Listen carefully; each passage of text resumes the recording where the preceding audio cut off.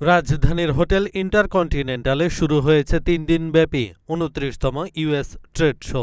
এতে আসা দর্শনার্থীদের আগ্রহ বেশি দেখা গেছে প্রসাধনী কোম্পানির স্টলগুলোতে। পাশাপাশি শিশুদের আগ্রহ রয়েছে খাবারের স্টলগুলোতে। আর শিক্ষার্থীদের ভিড় দেখা গেছে যুক্তরাষ্ট্রের দূতাবাসের স্টলে। সেখানে দায়িত্বরতদের কাছ থেকে যুক্তরাষ্ট্রে পড়ালেখার জন্য যাওয়ার প্রক্রিয়া সম্পর্কে বিস্তারিত জানার চেষ্টা করছিলেন তারা। বৃহস্পতিবার হোটেল ইন্টারকন্টিনেন্টালে সকাল ৮টায় উদ্বোধন হয় ২৯তম ইউএস ট্রেড শো। ৩ দিনব্যাপী এই প্রদর্শনীতে যুক্তরাষ্ট্রের ৪৪টি প্রতিষ্ঠানের ৭৭টি স্টলে ১০০টিরও বেশি আমেরিকান পণ্য প্রদর্শন করা হচ্ছে। প্রসাধনী, জ্বালানি, ব্যাংকিং ও আর্থিক সেবা, খাদ্য ও পানীয় সহ বিভিন্ন কোম্পানির স্টল রয়েছে সেখানে।